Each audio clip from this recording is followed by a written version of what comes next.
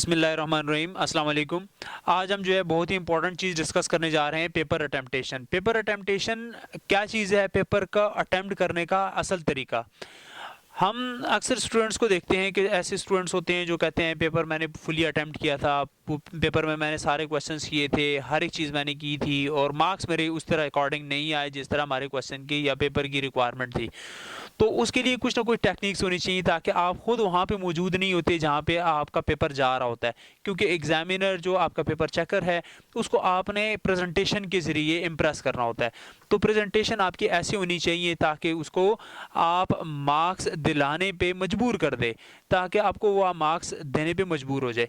तो हमने क्या करना है पेपर अटेम्प्टेशन के लिए? पेपर अटेम्प्टेशन आपकी शुरू होती है घर से। घर से कैसे शुरू होती है? जैसे आप पेपर के लिए अपने आप को रेडी करते हैं, वो अटेम्प्टेशन का फर्स्ट स्टेज है।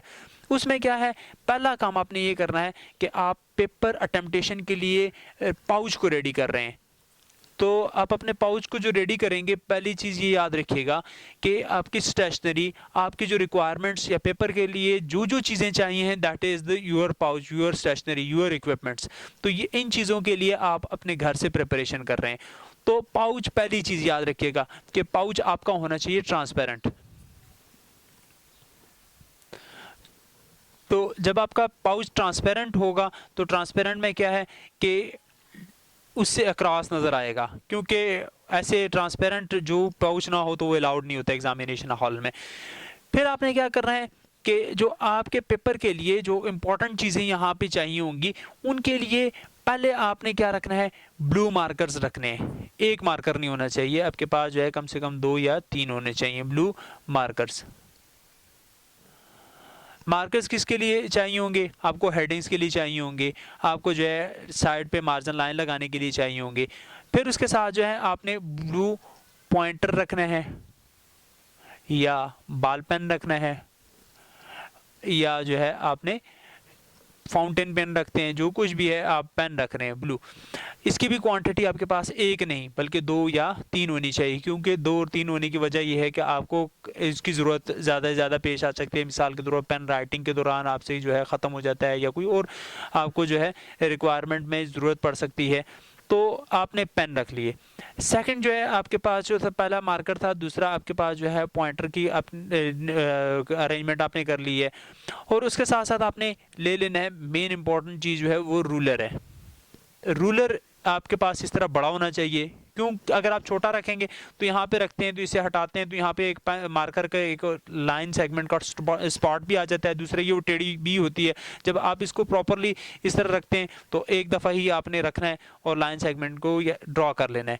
तो रूलर आपके पास लार्ज स्केल का होना चाहिए।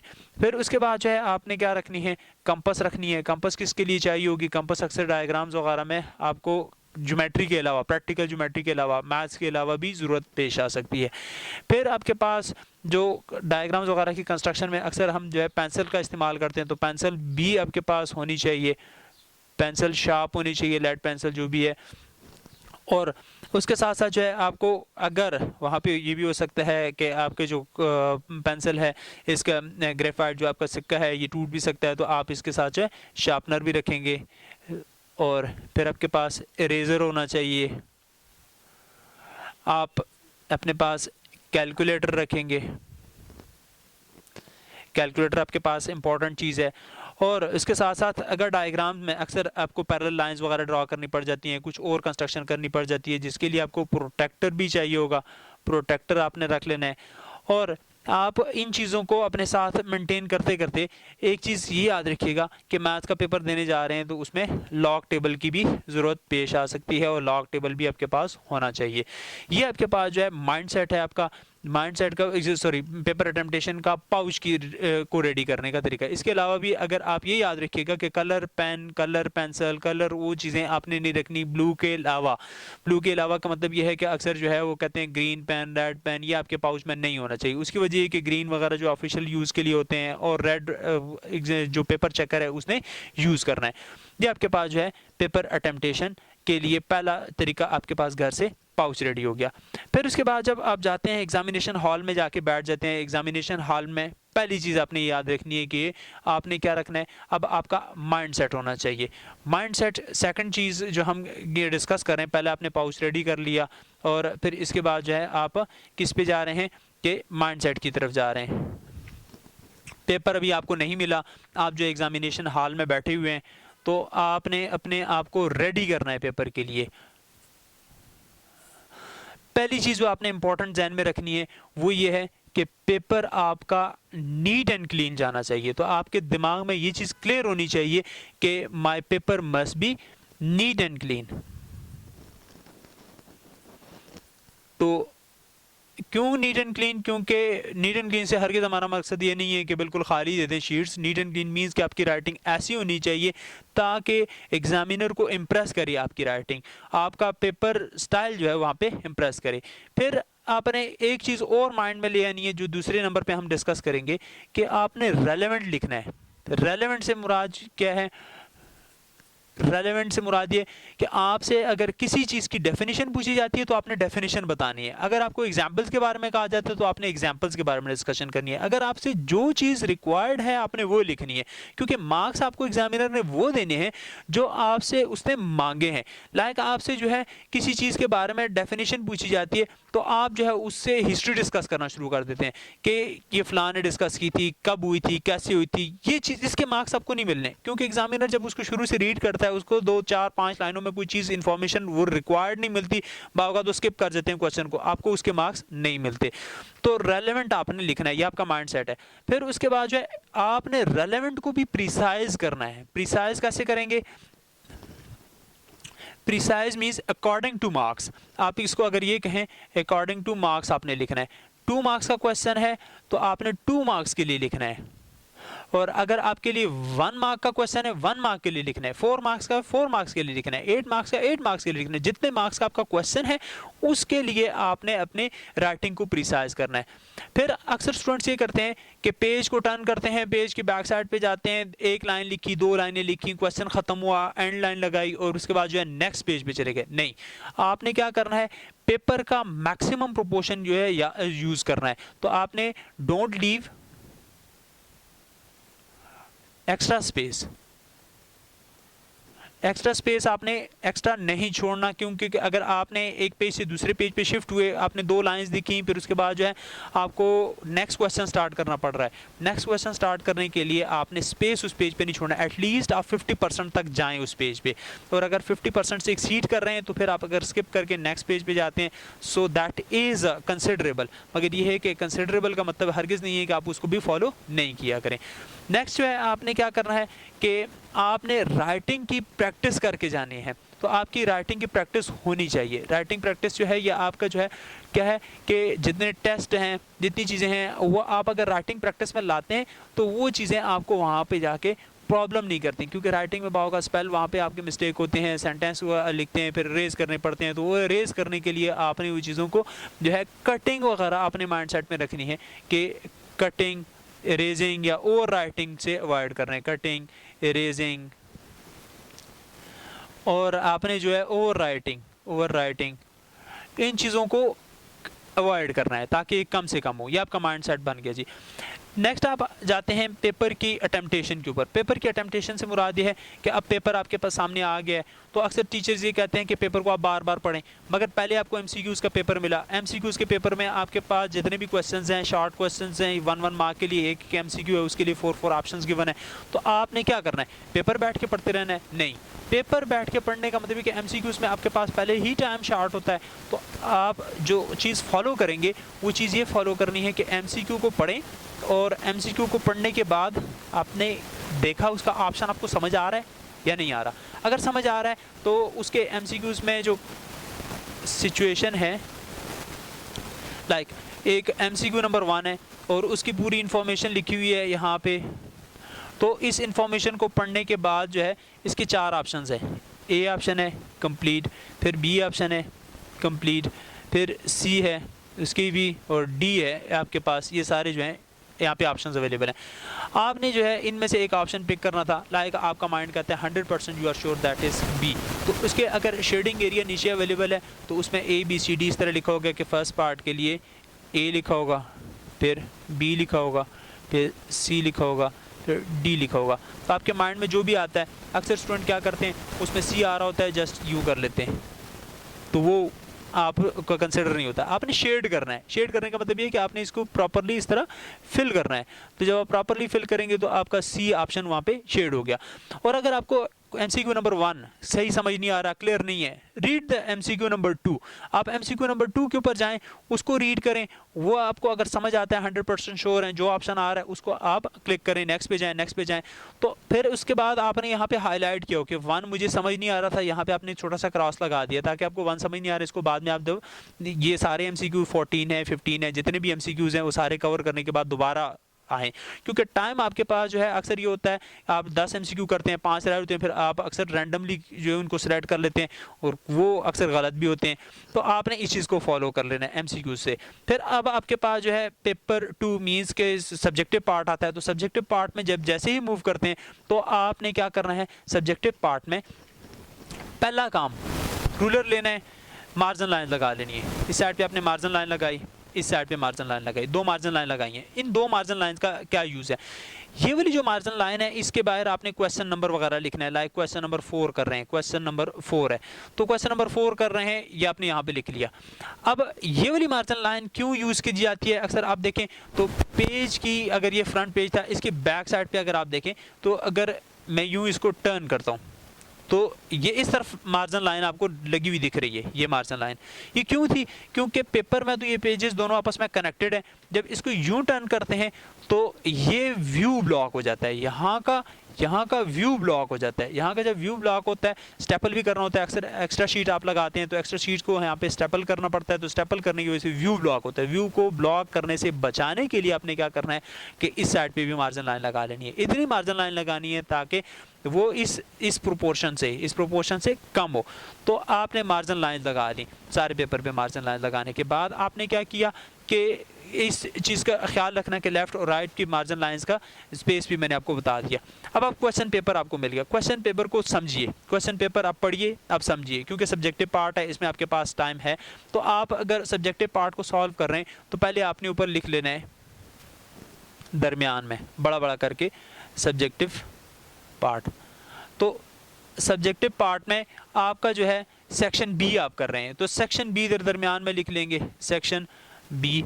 तो सेक्शन बी सॉल्व किया जा रहा है। फिर इसमें जो है आप क्वेश्चन जो भी सॉल्व कर रहे हैं, क्वेश्चन लिख लिया। क्वेश्चन लिखने के बाद जो है लाइक कि हम क्वेश्चन नंबर 4 हम सॉल्व कर रहे हैं तो इसको आप नीचे यहाँ पे लिख लेना है क्वेश्चन नंबर 4। उसका फर्स्ट पार्ट आप सॉल्व कर रहे हैं तो उसका फर्स्ट पार्ट आपने यहाँ पे मेंशन कर दिया। क्वेश्चन नंबर 4 का फर्स्ट पार्ट सॉल्व हो रहा है, जो भी उसकी इन्फॉर्मेशन है। अब इन्फॉर्मेशन को किस तरह लिखना है, हेडिंग वाइज डिवाइड करना है। हेडिंग वाइज डिवाइड करने का मतलब ये है कि आप पहले जो है मेन हेडिंग है लाइक उसको दरमियान में करके बड़ा बड़ा करके लिख लीजिए। लाइक आप किसी चीज़ को फर्दर डिस्कस कर रहे हैं, फर्दर डिस्कस करने का मतलब ये है कि कोई एक क्वेश्चन है, क्वेश्चन के अंदर आपने जो है लाइक एक एक्सेलरेशन को डिफाइन करना है और उसके फर्दर डिस्कशन करनी है। तो आपने यहाँ पे दरमियान में एक्सेलरेशन लिख लिया। एक्सेलरेशन को आपने क्या करना है, रूलर ले लेना है, रूलर लेके इसको अंडरलाइन कर लेना है। हेडिंग है प्रॉपरली आपने अंडरलाइन कर ली, ये आपके पास हेडिंग अंडरलाइन हो गई। अब आपने क्या करना है कि एक्सेलरेशन की फिर फर्दर जो आपकी डिस्कशन आएगी वो डेफिनेशन आएगी। अब आपने डेफिनेशन की यहाँ पे हेडिंग देते हैं तो भी ठीक है, नहीं देते तो भी आपने क्या कर लेना है, इन्वर्टेड कामाज में क्या कर लेना है, डेफिनेशन को प्रॉपरली लिख लेना है। और ये याद रखिएगा अक्सर स्टूडेंट पेज के दरमियान में लिखते हैं और इधर भी स्पेस छोड़ दें, इधर भी स्पेस छोड़ देते हैं, तो वो भी प्रेफरेबल नहीं है। आपने डेफिनेशन को यहाँ से ये पूरा कंटिन्यू कर रहे हैं, यहाँ तक ला रहे हैं और यहाँ पे आके एंड हो रही है तो आप फुल स्टॉप लगाएं, इन्वर्टेड कामाज में बंद कर दिए। ये आपने डेफिनेशन की प्रॉपर तरीके से यहाँ पे डेफिनेशन कर लिए। अब नेक्स्ट इस पे आते हैं कि इसके अंदर सेकंड चीज़ आ रही है, फार्मूला आ रहा है। तो फार्मूले की हेडिंग दें यहाँ पे प्रॉपर तरीके से करके, क्योंकि सब हेडिंग के तौर पर आ रही है। तो यहाँ पे आपने जो है फार्मूला की हेडिंग देनी है और प्रॉपरली अंडरलाइन करके फार्मूला यहाँ पे इसका लिख लेना है। फार्मूला लिख लिया। अब इसकी फर्दर एक्सप्लेनेशन आ रही है, एग्जांपल आ रही है। फार्मूले के बाद जो है आप एग्जांपल्स पे जाया करें, एग्जांपल लिखी, एग्जांपल से आप सपोर्ट लेते हुए क्या कर लेना है, आपने इसकी एक्सप्लेनेशन कर लेनी है। यहाँ पे आपने इसकी एक्सेलरेशन की पूरी जो एग्जाम्पल है फुल लिख ली। नेक्स्ट आप आते हैं एक्सप्लेनेशन के ऊपर। हेडिंग्स प्रॉपर चल रही हैं तो जब आप एक्सप्लेनेशन कर रहे हैं तो यहाँ पे आप देखिएगा कि जो चीज़ है स्टार्ट प्रॉपरली आपने की, पैरास की फॉर्म में एक्सप्लेनेशन करेंगे तो ज़्यादा प्रेफरेबल होगी, या पॉइंट्स की फॉर्म में करेंगे तो भी ज़्यादा प्रेफरेबल होगी। तो ये आप एक्सप्लेनेशन करते करते यहाँ पे आके एंड कर लेते हैं। तो ये आपका क्वेश्चन कंप्लीट हो गया। लाइक एक्सेलरेशन से इन्फॉर्मेशन जो थी ये प्रॉपरली आप देखें तो हेडिंग्स भी नज़र आ रही हैं, और जो है डेफिनेशन जो आपके पास अवेलेबल है इन्वर्टेड कामाज में भी नज़र आ रही है। स्पेस भी आपने एंड टू एंड करना है, मींस के मार्जिन लाइन फर्स्ट जो कि आपके पास लेफ्ट साइड पे मौजूद है, मार्जिन राइट उसके तक आपने इसको प्रोसीड कर लेना है। अब आपका क्वेश्चन कंप्लीट हो गया। क्वेश्चन जैसे ही कंप्लीट हुआ आपने यहाँ पे जो है एक एंडिंग लाइन, एक लाइन, दो लाइन, तीन लाइन, जो भी है आपने तीन तो नहीं बल्कि एक या दो लाइन छोड़ के एंडिंग लाइन लगा लेनी है। ये आपने एंडिंग लाइन लगा ली। एंडिंग लाइन लगाने का पर्पज़ क्या है? एंडिंग लाइन लगाने का पर्पज़ ये है कि बाज़ औक़ात एग्जामिनर पेपर को जल्दी में चेक कर रहे होते हैं तो वो दो क्वेश्चंस को एक क्वेश्चन चेक कर लेते हैं, समझ लेते हैं, क्योंकि यह बाज़ औक़ात क्वेश्चंस ऐसे होते हैं कंटिन्यूटी में रेलेवेंट क्वेश्चंस भी हो सकते हैं। लाइक एक्सेलरेशन हो गया, फिर उसके बाद जो है एक न्यूमेरिकल आ गया, न्यूमेरिकल भी इसी एक्सेलरेशन से रेलेवेंट ही था तो आपने नीचे ही कर लिया, वो ये समझे कि आपने एग्जाम्पल की है, तो वो भी जो है आपके मार्क्स की डिडक्शन का जरिया बन सकता है कि दो क्वेश्चन आपके एक जगह पे चेक हो गए, एक क्वेश्चन के तौर पे चेक हो गए और एक ही एग्जाम्पल के अंदर डिस्कशन हो गई। अब आपने एंडिंग लाइन लगा ली है। एंडिंग लाइन लगाने के बाद आपने नेक्स्ट क्वेश्चन को स्टार्ट करना है। नेक्स्ट क्वेश्चन में ऐसे है कि अगर आपके पास उसकी फर्दर क्या चीज़ आ रही है, डायग्राम वगैरह आ रहा है, तो डायग्राम को आपने कहाँ बनाना है? बिगिनिंग में नहीं बनाना। आपका जो है क्वेश्चन नंबर लाइक 6 शुरू हो रहा है तो आपने यहाँ पे क्वेश्चन नंबर 6 की हेडिंग दी, उसका ए पार्ट आप डिस्कस कर रहे हैं और प्रॉपर उसके क्वेश्चन की हेडिंग दी, आपने अंडरलाइन किया, उसके हेडिंग के बाद आपने उसकी डेफिनेशन या जो चीज़ भी है आप यहाँ पे लिखते जा रहे हैं और कंप्लीट आपने लाइन को एंड तक लिखना है, स्टार्ट से शुरू करना है। तो ये आपके पास जो है इस क्वेश्चन की इन्फॉर्मेशन हो गई। लाइक फिर अपने डायग्राम को एंड पे नहीं बनाना। यहाँ पे आप डायग्राम बना रहे हैं कि आपने कोई भी बायोलॉजी का क्वेश्चन था, एमीबा की आपने डायग्राम बनानी थी, आपने ये डायग्राम बना लिया। डायग्राम को देखिएगा कि एक तो प्रॉपर होना चाहिए और दूसरा ये है कि लेबल्ड होना चाहिए। लेबल्ड में जो है आपने हर एक चीज़ को लेबल कर लेना है, ये लेबल करना है, लाइक इसको जो है आपने यहाँ पे कोई और पार्ट है उसको लेबल करना है। तो लेबलिंग आपके पास हर एक पार्ट की होनी चाहिए, डायग्राम प्रॉपरली लेबल होना चाहिए। फिर उसके बाद क्या करना है, आपने फर्दर जो इन्फॉर्मेशन है वो आपने एंड पे यहाँ पे शेयर करते जाना है। शेयर करते करते करते आपका ये क्वेश्चन लाइक कंप्लीट हो जाता है। जैसे ये क्वेश्चन कंप्लीट होता है इसको आपने क्या कर लेना है, यहाँ पे उसी तरीके से एक लाइन या दो लाइन छोड़ के एंडिंग लाइन लगा लेनी है ताकि आपका ये क्वेश्चन भी कंप्लीट हो चुका है। इस क्वेश्चन को कंप्लीट करने के बाद जो है क्या करना है आपने कि फर्दर जो आपके जो लाइक मैथ्स का कोई क्वेश्चन है या प्रैक्टिकल ज्योमेट्री का कोई क्वेश्चन है या कोई थ्योरम्स वगैरह हैं तो उसको आपने क्या करना है कि इस चीज़ को कंटिन्यूटी में लेके आते हुए उसकी हेडिंग्स को भी प्रॉपरली रखना है, डायग्राम्स को भी प्रॉपरली बनाना है और उसके साथ साथ जो है आपने उस क्वेश्चन के कंक्लूजन भी, अक्सर मैथ्स के क्वेश्चन के कंक्लूजन भी या जो है साइंसेस के क्वेश्चन के कंक्लूजन लिखने होते हैं। कंक्लूजन लिखने के लिए यहाँ पे आपने एंडिंग से पहले कंक्लूजन लिखना है, हेडिंग देनी है प्रॉपरली और प्रॉपरली हेडिंग देने के बाद आपने यहाँ पे लाइक इस क्वेश्चन को एंड कर रहे थे, ये इसका कंक्लूजन है, तो यहाँ पे आप हेडिंग दे रहे हैं, कंक्लूजन दे रहे हैं, जो भी इसके कंक्लूजन बन रही है उसको प्रॉपरली आपने अंडरलाइन करके हेडिंग में समराइज़ कर लिया। अब हम जो है इस चीज़ पे आते हैं कि बाज़ का स्टूडेंट्स इस तरह करते हैं कि उनको किसी पार्ट को कट करने की ज़रूरत पड़ जाती है, उसको ख़त्म करने की ज़रूरत है। आपके ये कह सकते हैं उनसे गलती हो गई किसी क्वेश्चन में, लाइक वो क्वेश्चन का एक पार्ट कर रहे थे, लाइन पे इस जगह पे आए तो इस डेफिनेशन में ये पूरी लाइन चल रही है और यहाँ से लेकर यहाँ तक उनसे मिस्टेक हो गई है। तो ये मिस्टेक किस तरह है कि इसको कैंसिल करना चाहते हैं। स्टूडेंट्स क्या करते हैं, इसको यूं यूं यूं यूं यूं ये वाला काम शुरू कर देते हैं, नहीं, प्रेफरेबल नहीं है। लाइक आपने ये पूरी लाइन लिखी है तो इस लाइन के ऊपर आपका यहाँ से लेकर यहाँ तक पार्ट कट होना है। तो आपने क्या कर लेना है कि इस जगह पे स्ट्रेट पेंसिल से या पेन से या किसी से भी आपने जो राइटिंग आपकी अवेलेबल है उस राइटिंग के ऊपर यूं बोल्ड करके लाइन लगा लेनी है और यहाँ ऊपर टॉप पे यहाँ पे आपने क्रॉस लगा दिया ताकि ये आपकी राइटिंग जो भी लिखी हुई है, मिसाल के तौर पर आप ये कह रहे हैं कि डायग्राम की हेडिंग दी थी और डायग्राम की हेडिंग आपने नहीं देनी थी उस जगह पे, ये आपने करके इसको क्रॉस कर दिया, तो ये क्रॉस करने का मतलब क्या हुआ कि ये कंसिडर नहीं होगा। तो ये आपकी जो है इरेजिंग। और ये प्रॉब्लम कब आती है, जब स्टूडेंट ने रिटन प्रैक्टिस नहीं की होती। रिटन प्रैक्टिस जितनी आपकी मैक्सिमम से मैक्सिमम होगी तो आपके ये प्रॉब्लम्स नहीं आएंगे। तो इन प्रॉब्लम्स को ख़त्म करने के लिए आपने रिटन प्रैक्टिस करके मैथ्स या किसी भी क्वेश्चन को आपने प्रॉपरली राइटिंग में लेके आना है, ताकि आपको स्पेलिंग मिस्टेक्स वगैरह भी होती हैं अक्सर बच्चों की, तो वो स्पेलिंग मिस्टेक्स भी ख़त्म हो जाती हैं। और आपने जो है जो भी और प्रोसीजर्स के अंदर जो चीज़ें होती हैं वो भी आपके पास जो है आप अवॉइड कर सकते हैं। लाइक ऐसे होता है कि बार बार क्वेश्चन आप समझ नहीं पा रहे होते, क्वेश्चन की जो है सारी चीज़ें जो हैं आपने उस तरीके से लिखनी है जिस तरह आपको क्वेश्चन के अंदर रिक्वायर्ड है।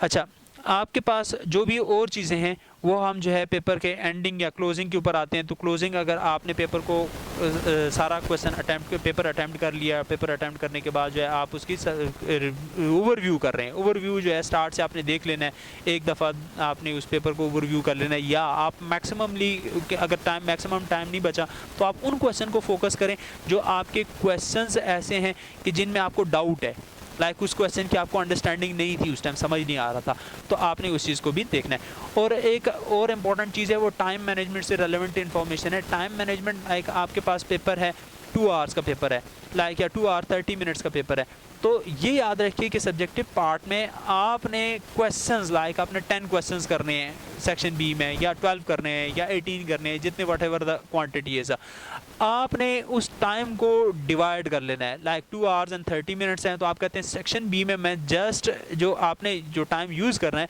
वो 2 आवर्स हैं, 30 मिनट्स में सेक्शन सी में यूज़ होने हैं। लाइक ये मैं एक एग्जांपल दे रहा हूँ, आप अपनी उसके अकॉर्डिंग यूज़ कर सकते हैं। 2 आवर्स हैं तो आपने 2 आवर्स सेक्शन बी को नहीं देने। सेक्शन बी को आपने क्या कहना है कि मैंने 1 आवर और 45 मिनट्स में कवर करना है। 1 आवर 45 मिनट्स की टाइमिंग जब आप डिफाइन करेंगे तो उससे क्या होना है कि आप अगर 1-1 मिनट 2-2 मिनट किसी एक क्वेश्चन में आपके एक्स्ट्रा भी लग रहे हैं तो भी खैर है, क्योंकि वो 1 आवर 45 मिनट्स मीन्स आपने पहले टाइम है वो जो मैक्सिमम टाइम है 2 आवर्स है और मिनिमम टाइम आपने 1 आवर 45 मिनट्स डिफाइन किए। और क्वेश्चंस की जो सीक्वेंस है, सीक्वेंस बहुत इंपॉर्टेंट चीज़ है। सीक्वेंस ये याद रखिएगा कि पहले आपने वो क्वेश्चन करना है जो कि आपका स्ट्रॉन्ग क्वेश्चन है। स्ट्रॉन्ग क्वेश्चन जो है वो क्वेश्चन नंबर 1 के तौर पे इस्तेमाल हो रहा है, क्वेश्चन 1 के तौर पे इस्तेमाल हो रहा है। फिर उसके बाद जो है जो इससे वीक नहीं, जो आपका 3rd नंबर वाला क्वेश्चन है वो 3rd वाला 2nd पे आना है। मींस क्वेश्चन नंबर 3rd है मगर आ कहाँ पर है, क्वेश्चन नंबर 2 पे। क्वेश्चन नंबर 2 पे जो है आपका 3rd स्ट्रॉन्ग जो आपका क्वेश्चन बन रहा है, 3rd स्ट्रॉन्ग क्वेश्चन यहाँ पे लिख लेना है। और 2nd स्ट्रॉन्ग क्वेश्चन जो है वो आपने 3rd पे लिख लेना है। उसकी रीज़न मैं आपको क्या बताऊँ कि उसकी रीज़न ये है कि पहला आपने क्वेश्चन बहुत स्ट्रॉन्ग था, आपने लिखा प्रॉपर तरीके से, उसकी डेफिनेशन जो चीज़ें रिक्वायरमेंट थी, डायग्राम बनाया, सारा आपने बना लिया, उसको क्लोज करके आपने ख़त्म किया। माइंडसेट बन गया किसका, पेपर चेकर का। पेपर बहुत अच्छा आ रहा है, आउट क्लास है, स्टूडेंट की प्रेजेंटेशन बहुत अच्छी है। अब आपने क्या किया, थोड़ा सा उससे लो कैटेगरी का इस्तेमाल कर लिया। लो कैटेगरी से मुराद ये है कि आपने हल्का इस्तेमाल करिए। उसने ऊपर वाले क्वेश्चन को देखा, इसको एकदम जल्दी में थोड़ा सा चल पड़ा, जल्दी में चल पड़ा। फिर आपने जो है 3rd क्वेश्चन पे आता है तो देखता है उससे और बेहतर उसको क्वेश्चन मिल रहा होता है। जब उससे और बेहतर मिल रहा होता है फिर उसका माइंडसेट और ऊपर चला जाता है कि बच्चा जो है और भी अच्छा है, एबिलिटी है इसके अंदर। फिर 4th पे जाते हुए वो स्पीड पकड़ लेता है। तो जब वो स्पीड पकड़ लेते हैं तो आपके मार्क्स क्या होते हैं, इसी तरीके से गेन होते हैं। तो आपने इस सीक्वेंस को फॉलो करना है ताकि आपके मार्क्स वहाँ पे लूज़ ना हो। आप वहाँ पे खुद नहीं है, वहाँ पे आपका जो है पेपर जा रहा है, तो पेपर के ज़रिए, अपने राइटिंग के ज़रिए, अपने प्रेजेंटेशन के ज़रिए आपने उससे मार्क्स को गेन करना है, ग्रैब करना है। तो आपका मैक्सिमम जो काम होना है वो क्या होना है कि इसकी प्रेजेंटेशन के जो सीक्वेंस है, जो फॉलो अप है, उसको आपने स्ट्रॉन्ग करना है। Best wishes for your exam, ताकि आप अच्छे से अच्छा स्कोर कर सकें और हमारे मुआशरे में बेहतर से बेहतर खिदमात से हमारे मुआशरे को नवाज सकें। Thank you very much.